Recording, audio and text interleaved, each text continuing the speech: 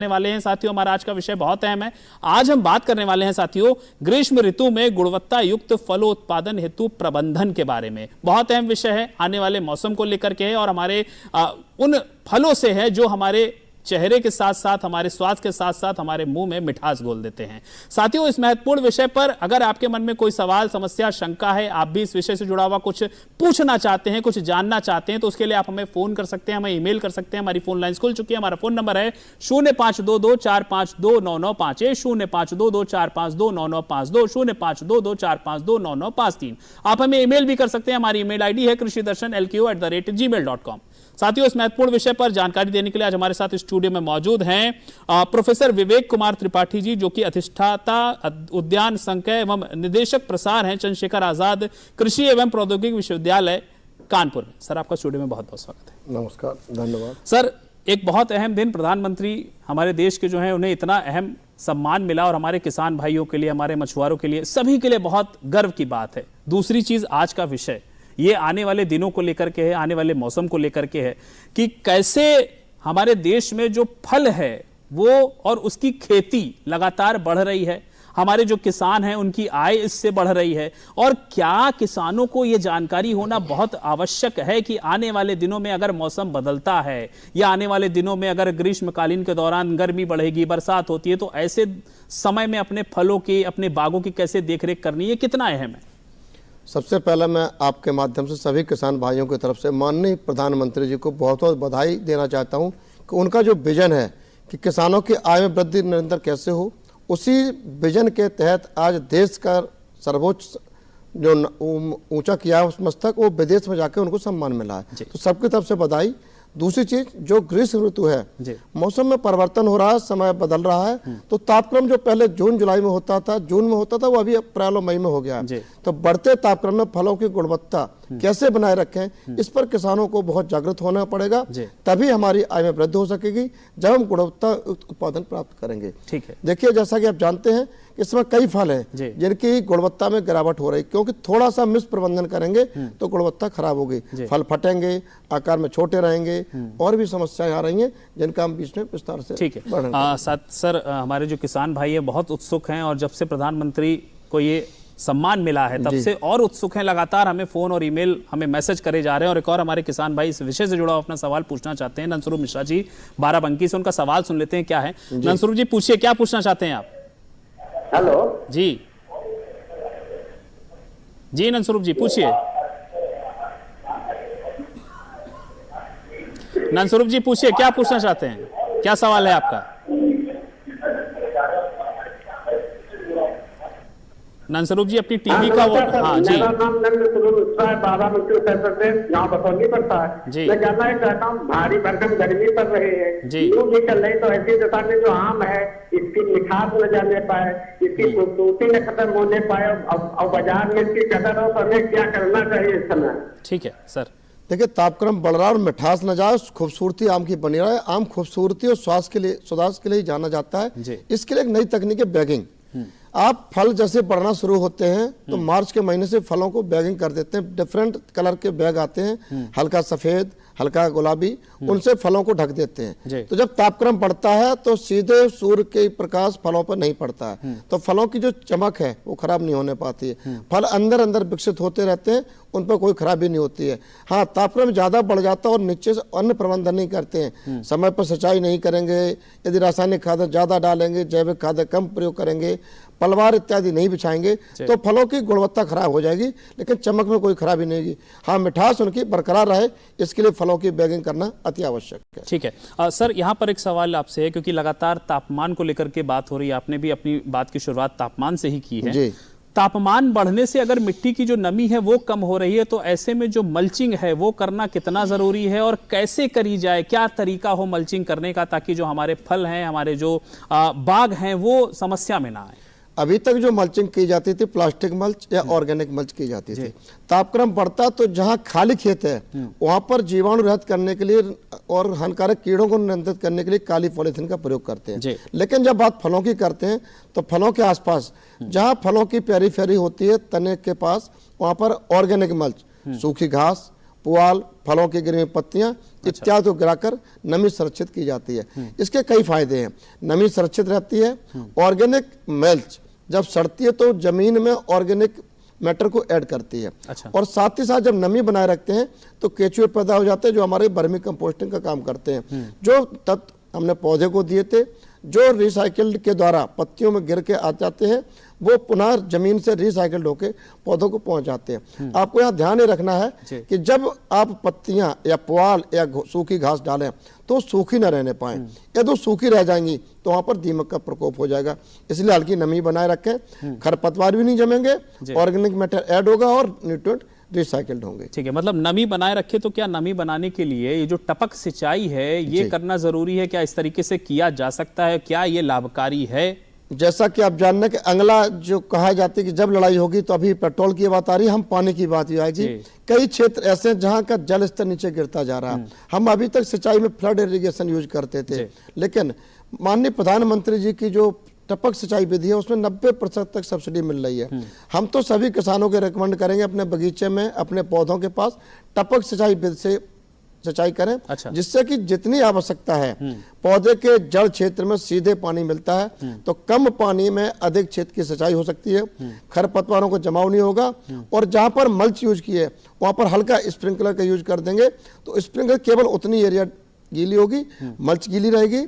टपक सिंचाई से पौधों के जड़ क्षेत्र को पानी मिलता रहेगा और टपक सिंचाई बहुत फायदेमंद है। खरपतवार नहीं होंगे और वृद्धि होगी, पानी की बचत भी होगी। ठीक है सर, एक किसान भाई का मेल आया है और योगेश जी हैं मथुरा से। इनका ये कहना है कि अगर फल गिर रहे हैं, अचानक से गिरना शुरू हो जा रहे हैं, तो उसको कैसे बचाया जाए? और अगर ये समस्या अचानक से उत्पन्न हो गई है तो क्या कोई आपातकाल स्थिति भी ऐसी होती है? कोई ऐसा कदम आपातकाल में उठाया जा सकता है कि इस समस्या से बचाए अपने फलों को? देखिए, जैसा पहले से ही बताया जाता है कि जब फल मटर के आकार के हो जाएं, फलों की तोड़ाई न करने, हल्की नमी बनाए रखें। जब प्रारंभिक अवस्था में फल गिरते हैं तो वो निकल चुकी है, वहां पर नेपथलीन एसिटिक एसिड का प्रयोग करते हैं। अब फल पक बढ़ रहे हैं तो इस समय हल्की नमी बनाए रखने के साथ साथ यदि आप जिंक का स्प्रे करते हैं, बोरेक्स का स्प्रे करते हैं या नेपथलीन एसिटिक एसिड का प्रयोग करते हैं तो उनके छिड़काव से फलों का गिरना रोका सकता है। यदि नमी नहीं रहती है और एकाएक सिंचाई करते हैं तो फल और पौधे के डंठल के बीच में एब्सिसिक लेयर बन जाती है। अच्छा। जिससे हल्का भी हवा का प्रभाव होता है और फल गिर जाते हैं। तो हल्की नमी बनाए रखेंगे तो ऐसी संभावना नहीं है। और नमी के साथ साथ यदि जिंक और बोरेक्स का छिड़काव कर देते हैं तो फलों का गिरना रुक जाता है। बोरेक्स का इसलिए भी प्रभाव करता है कि आपने देखा उसमें फल फट रहे हैं। तो आम में समस्या ये कई वर्ष पहले से नहीं थी, कई 3-4 वर्षों से समस्या आई है। तो आम के फलों को फटने से रोकने के लिए 5 ग्राम बोरेक्स को 1 लीटर पानी में घोलकर पौधे की उम्र के साइज के हिसाब से अधिक मात्रा में पानी उसी हिसाब से बोरेक्स बढ़ाकर छिड़काव करते हैं तो आपके फल फटेंगे नहीं और जिंक सल्फेट 0.5% के छिड़काव से फल गिरने से रुक जाएंगे। ठीक है सर, संगम शुक्ला जी हमारे किसान भाई इस वक्त फोन लाइन पर हैं, उनका भी सवाल लेते हैं। जी संगम जी, पूछिए, क्या पूछना चाहते हैं? संगम जी पूछिए, क्या सवाल है आपका इस विषय से जुड़ा हुआ?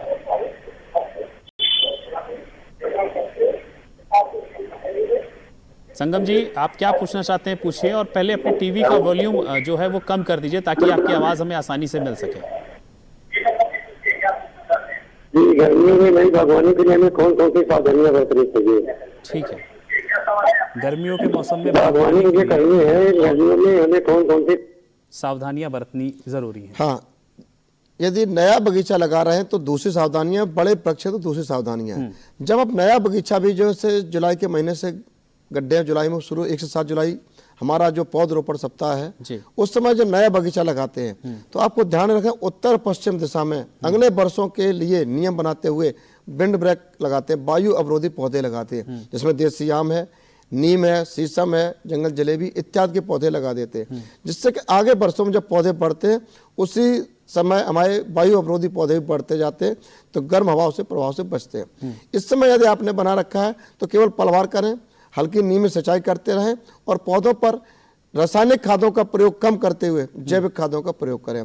जैविक खादों का प्रयोग करने से क्या होता है कि मिट्टी में ऑर्गेनिक मैटर बढ़ता है, जल धारण क्षमता बढ़ती है, तो कुछ समय तक नमी सुरक्षित रहती है और जड़ क्षेत्र में पौधों की पकड़ अच्छी होती है। तो रासायनिक खादों से भूमि की उर्वरा शक्ति भी कम हो रही है। हम नए नए प्रोग्राम चला रहे हैं कि किस तरह से रासायनिक खादों का प्रयोग कम करें। तो रासायनिक खादों का कम प्रयोग करेंगे, जैविक खादों का प्रयोग करेंगे, आपकी उर्वरा शक्ति बढ़ेगी, जल धारण क्षमता बढ़ेगी, और जिससे धीरे धीरे तापक्रम के प्रभाव को हम कम कर सकेंगे। ठीक है सर। अग्नुदास हमारे किसान भाई वो भी कुछ पूछना चाहते हैं आपसे, विशेष जुड़ाओ। अग्नुदास जी पूछिए, क्या पूछना है आपको? हेलो जी अग्नुदास जी पूछिए, क्या सवाल है आपका?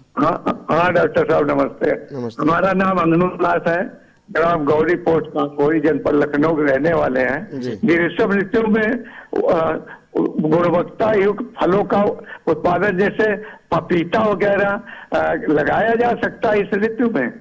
ठीक है, बिल्कुल। इस समय पपीता का आप यदि लगाते हैं तो पपीते को केवल गर्मी में हल्की सिंचाई करते रहें। जैसे पहले बात की थी टपक सिंचाई की, टपक सिंचाई पौधे के पास करते रहेंगे तो जिससे क्या होगा, पौधे के पास नमी बनी रहेगी और इस समय जो फलदार पपीता लगाएंगे उसमें विषाणु रोग नहीं आएगा। यदि आप अक्टूबर नवंबर में पपीता लगाएंगे तो उसमें विषाणु रोग की संभावना बढ़ जाती है। तो इस समय पपीता लगाएंगे तो फायदेमंद रहेगा और आपको अच्छी फलत मिलेगी। ध्यान ये रखना कि जुलाई का महीना आएगा तो उस समय पौधे के पास जल भराव ना हो। इसको ध्यान में रखते हुए आप पपीते की खेती अच्छी तरह कर सकते हो और आपके लाभदायक होगी। उसमें विषाणु नहीं आएंगे और गुणवत्ता एक फलत होगी।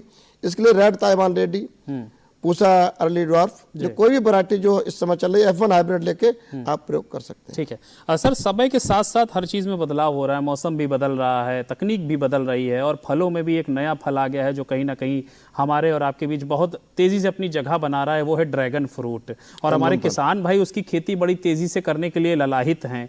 ड्रैगन फ्रूट की खेती क्या इस मौसम में की जा सकती है? करी जाए तो क्या उससे लाभ होगा और कैसे करें? भारत सरकार ने इसका नाम कमलम फल दिया है। अच्छा। कमलम इसलिए कि इसका पुष्प कमल के समान खिलता है, रात को खिलता है और बिल्कुल सफेद होता है।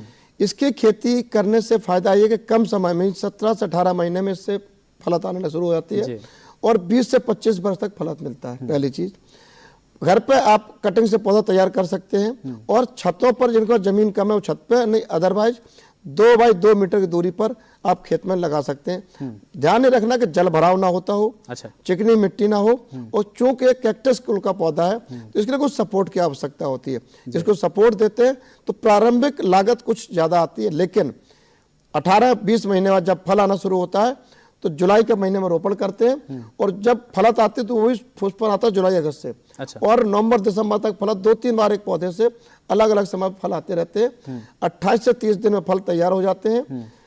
इसको लेने से 30 साल तक आप बहुत अच्छे प्रॉफिट ले सकते हैं। प्रारंभिक अवस्था में 10-15 फल पौधे के विकास के अनुसार, लेकिन बाद में एक पेड़ से 10 से 20 केजी फल तक प्राप्त कर सकते हैं। 30 सालों तक 30 सालों तक लगातार आपको फलत मिलती रहेगी। जब इसकी वृद्धि ज्यादा हो जाए तो 4 साल बाद पौधों की जो बड़ी शाखाएं हैं उनको काट कर नए पौधे तैयार करने में प्रयोग कर सकते हैं। अच्छा। जिनके पास जगह कम है, जो शहर में रह रहे हैं, उनके पास बड़ी नाद लेके उसमें भी रोपण करके सपोर्ट देके इसकी खेती कर सकते हैं। तो ये फायदेमंद फसल है और इसका प्रयोग लाल गूदे वाला फल जो लगाएंगे तो एंटीऑक्सीडेंट अधिक होते हैं तो हीमोग्लोबिन की मात्रा बढ़ाता है। अच्छा। और शर्करा की मात्रा ज्यादा न होने से शुगर वाले पेशेंट भी उसका प्रयोग कर सकते हैं। तो इसकी खेती लाभदायक है। किसान भाइयों को जो फलों के शौकीन है अपने घर पर इनको लगा के इसके अधिक लाभ प्राप्त करने से गुणवत्ता, मतलब ये रामबाण है खेती में भी और हमारे शरीर में भी दोनों फायदा करेगा। सर, मौसम जिस तरीके से बदल रहा है, तेज धूप से हमारे शरीर की त्वचा जल जाती है, पेड़ों की भी त्वचा जल जाती है, ऐसा किसानों का कहना है। और क्या अगर ऐसा हो रहा है तो उससे हमारे फलों को भी नुकसान पहुंचेगा? अगर हो रहा है तो कैसे बचेगा? जैसा कि मैंने कई वर्षों के तापक्रम में बढ़ाव के साथ साथ अपने छात्रों से रिसर्च के द्वारा देखा भी है कि फलों के आकार में वृद्धि न होकर फलों का आकार घटा है जी, लेकिन उनकी मिठास बढ़ी है। बात चमक उनकी जा रही, तो इसलिए जो बताया मैंने कि उनकी बैगिंग करें। तो जब फल बढ़वार की अवस्था में मार्च से होता है तो फल बैगिंग कर देते हैं। तो बैगिंग करने से फलों की त्वचा सही बनी रहती है, फलों की गुणवत्ता में खराबी नहीं, चमक बरकरार रहती है और तापक्रम बढ़ने से आकार न घटे, इसके लिए नियमित सिंचाई करते रहेंगे। पहले बताया पलवार का प्रयोग करें, पलवार का प्रयोग करेंगे तो न फलों का आकार घटेगा, तेज धूप से बैगिंग कर दी तो चमक नहीं जाएगी और मिठास, क्योंकि ज्यादा फोटोसिंथेसिस पौधे में हो रही है तो मिठास बढ़ेगी। तो इस प्रकार से हम पौधे के जो हानिकारक चीजें हैं उनको लाभदायक चीजों में कन्वर्ट कर सकते हैं। अच्छा, अगर कोई किसान भाई नया बाग लगा रहा है तो वहां तो पौधे छोटे होंगे जी। तो वो इस मौसम में लू से, धूप से कैसे उसे बचाए, और क्या ये बचाने का भी कोई तरीका है कि इसको तरीके को अगर अपनाता है तो वो अपने नए पौधों को बचा ले जाएगा? नए पौधों को बचाने गर्मी और सर्दी दोनों ऋतु में बचाना आवश्यक होता है। मैंने कहा कि जब बगीचा लगाना शुरू करें तो उसके 1 वर्ष पहले वायु अवरोधी पौधे उत्तर पश्चिम दिशा में लगाना आवश्यक है। अच्छा। जिससे कि पौधों के साथ साथ पहले से बढ़ावार हो जाती है। लेकिन ये वायु अवरोधी पौधे कई वर्षों बाद 4-5 वर्षों बाद प्रभावित होते हैं। लेकिन पौधा शुरू में लगाया तो उसके पास किसी तरह की टाट पट्टी या पुआल लगा के पौधे से ऐसा छतरी बना देते हैं जो डायरेक्ट सूर्य का प्रकाश न मिले। उसके पास हल्की सिंचाई करें या ड्रिप इरिगेशन, इसमें भी फायदेमंद है। नमी बना रखे, प्रतिदिन ड्रिप से सिंचाई मिलती रहेगी, नहीं तो 2-3 दिन के अंतराल पर हल्की सिंचाई करें और टाट पट्टी छाकर नए पौधे को बचा सकते हैं। अच्छा। यदि पौधा पुराना है तो एक तकनीक और आपको बताना चाहेंगे कि 1 मिनट तक बुझा हुआ चूना लेकर सफेदी कर देते हैं। अच्छा। उससे पौधे का भी तापक्रम कम रहता है। तो बड़े पौधों में सफेदी करें, छोटों को टाट पट्टी या घास फूस से चुनें और हल्की नमी बनाए रखें। फलों पर कोई प्रभाव नहीं पड़े। तोड़ाई का भी कोई तरीका है क्या, या कोई ऐसा समय इस मौसम में कि उसी मौसम में अगर तोड़ाई करेंगे तो फल सही रहेगा और वो जब तक बाजार पहुंचेगा तब तक हष्ट पुष्ट रहेगा? दिन भर गर्मी में यदि फल तपा हुआ शाम को तोड़ेंगे तो उसके जो अंदर गर्मी भरी रहेगी वो फल को जल्दी खराब करेगी। अच्छा। रात भर तापक्रम दिन की तुलना में कम रहता है, तो रात भर तापक्रम कम रहेगा तो सुबह प्रातः जितने जल्दी हो सका सुबह 3-4 बजे से जैसे सूर्य कर हल्का लाइट आपको मिला, फल तोड़ाई करना शुरू कर दें और 8-9 बजे तक फल तोड़ाई करके रख दें। अच्छा। फल तोड़ाई में ध्यान रखें कि आम का सीजन जैसे चल रहा है तो आम फल परिपक्वता की तरफ, जैसे उनका कलर ब्रेक हो गया हो, कुछ हल्का हरापन कम हो गया, पीलापन आने लगे, कुछ पेड़ों से 1-2 फल टपकने लगे, देख के जो फल तोड़ाई यंत्र है उसको 2-3 इंच डंठल से आम को तोड़ाई करते हैं। अच्छा। लीची के भी डंठल से तोड़ाई करते हैं, अमरूद को भी कुछ पत्तियों से तोड़ाई करें। उससे क्या होगा, श्वसन दर कम होगी तो फल अधिक समय तक मार्केट जाने में अच्छे रहेंगे। दूसरी चीज, फलों के तापक्रम को कम करना भी आवश्यक है। जब पेड़ से फल तोड़ते हैं और जमीन पर रख के कुछ समय तक छायादार स्थान पर या खुले स्थान पर रखें, जिसको कहते हैं प्री कूलिंग। प्री कूलिंग करने के बाद उनको गत्ते में भर के, डिब्बे में भर के कहीं मार्केट में भेजें या स्टोर में भेजें तो फल लंबे समय तक बिना खराब हुए सुरक्षित रह सकते हैं। अच्छा। और पैकिंग के पहले, प्री कूलिंग के बाद फलों की ग्रेडिंग भी जरूरी है। किसान भाई हमारे ध्यान नहीं देते कि फलों को यदि कोई चिड़िया खाया हुआ है, कोई क्षतिग्रस्त फल है, उसको भी एक साथ पैक कर देंगे तो फिर उससे क्या, उसमें सड़ाव शुरू हो जाएगा और उससे दूसरा फल भी सड़ाव शुरू हो जाएगा। तो पैकिंग के पहले प्रॉपर छटाई करके उनकी ग्रेड के अनुसार पैकिंग करके प्री कूलिंग के बाद आप भंडार गृह को भेजें, आपको निश्चित ही अधिक लाभ होगा और अधिक समय तक फल सुरक्षित रहेगा। ठीक है। आपने अमरूद का जिक्र किया है और बहुत सारे किसान भाइयों के दिमाग में, मन में ये शंका है कि अमरूद में कीड़ा लग जाता है इस मौसम में, क्या ये बात सत्य है? और अगर सत्य है तो कैसे इसको बचाव इसका किया जाए, क्यों ये होता है? बरसात की जब फलत आती है तो जो उस फल आते तो फल मक्खी प्रारंभिक अवस्था में ही उसमें अंडे दे देती है और जैसे जैसे फल विकसित होते हैं उसी समय अंडे लार्वा में कन्वर्ट होके जब फल बड़ा होता है तो उसमें कीड़े दिखाई देते हैं। ऐसे फल खाने योग्य नहीं होते हैं। उनकी भंडारण क्षमता, जिन फलों में भी कीड़े कम होते हैं उनकी भंडारण क्षमता कम होती है। इसके लिए 2 तरीके हैं। आप पहले मार्च अप्रैल तक जो फल इस समय लग रहे हैं उनको तोड़ कर हटा दें, पहली चीज। उससे कहते हैं क्रॉप रेगुलेशन। तो सर्दी की फलत आपकी पूरी बढ़ के आ जाएगी, जो बरसात की फलत सर्दी में आ जाएगी। लेकिन कुछ किसान भाई यदि फलत लेना ही चाहते हैं तो उनको ध्यान नहीं रखना, जब कलका का विकास हो उसी समय उसकी बैगिंग कर दें। अच्छा। प्रारंभ में जैसे कलका खिली, पुष्पन हुआ, उसको बैग कर देते हैं तो फल मक्खी अंडे नहीं देने पाती है। दूसरा चीज, यदि बड़े पेड़ है और ज्यादा संख्या में बैगिंग नहीं कर पाते हैं तो नीम का तेल है, कोई इसी तरह का कोई भी इंसेक्टिसाइड प्रयोग करते हैं जो हानिकारक हो, कीड़ों को भगाए, हमको दुष्प्रभाव न करे, उसका भी प्रयोग कर सकते हैं। और ज्यादा बगीचे में है, हल्की मात्रा में रसायन का प्रयोग करके कीड़ों को भगा देंगे तो प्रारंभ फ्रूट ट्रैपक भी आता है कि फल मक्खी को आकर्षित करने के लिए एक ट्रैप आता है, जिसको आप रात में लगा देंगे तो मादा मक्खी वहां पर पहुंच जाती है। उसमें रसायन होता है जिससे फल कीड़ा मर जाता है और फल मक्खी का प्रभाव न होने से फल बिना कीड़े के प्राप्त किया जा सकता है। ठीक है सर, संक्षिप्त में आपसे ये पूछना चाहेंगे और कौन सी ऐसी प्रमुख बात है जो हमारे किसान भाइयों को इस मौसम में ध्यान में रखनी जरूरी है, कम शब्दों में बताइएगा। किसान भाइयों को सुबह के समय फलों को तोड़ाई करना चाहिए, प्रारंभिक अवस्था से फलों की बैगिंग करनी चाहिए, पौधे के पास पलवार बिछा के हल्की सिंचाई करते रहना चाहिए, संभव हो सके जहां तक ड्रिप का प्रयोग करना चाहिए और फलों को ग्रेडिंग करके उनको भंडारण करके बाहर भेजना चाहिए। ठीक है सर, आप यहाँ आए और उस महत्वपूर्ण विषय पर ये जानकारी दी, उसके लिए आपका बहुत बहुत धन्यवाद। सबको नमस्कार। तो किसान भाइयों, आज एक बहुत अहम विषय पर हमने चर्चा की है और अगर आप भी इस विषय से जुड़े हुए जो भी बिंदु आज रखे गए हैं उनको अपनाते हैं तो आप भी अच्छी पैदावार अपने फलों की पाएंगे और जैसे हमारे देश के प्रधानमंत्री को सम्मानित किया गया है, आप भी अच्छी खेती के साथ आप भी सम्मानित जरूर होंगे। लेकिन अगर अभी भी आपके मन में इस विषय से जुड़ा हुआ कोई सवाल समस्या शंका बची हुई है या आप चाहते हैं कि आपकी खेती किसानी से जुड़ा हुआ कोई सवाल समस्या या कोई विषय हम उस पर चर्चा करके आपको जानकारी दें, उसके लिए आप हमें पत्र लिख सकते हैं। लेकिन उसके पहले हमारा पता लिख लीजिए। हमारा पता है प्रस्तुतकर्ता कृषि दर्शन, कमरा नंबर 205, दूरदर्शन केंद्र 24 अशोक मार्ग, लखनऊ। हमारा पिन कोड है 226001। आप हमें ईमेल भी कर सकते हैं। हमारी ईमेल आईडी है krishidarshan@lko@gmail.com। साथियों, आज के संग में इतना ही। हमें दीजिए अनुमति। नमस्कार।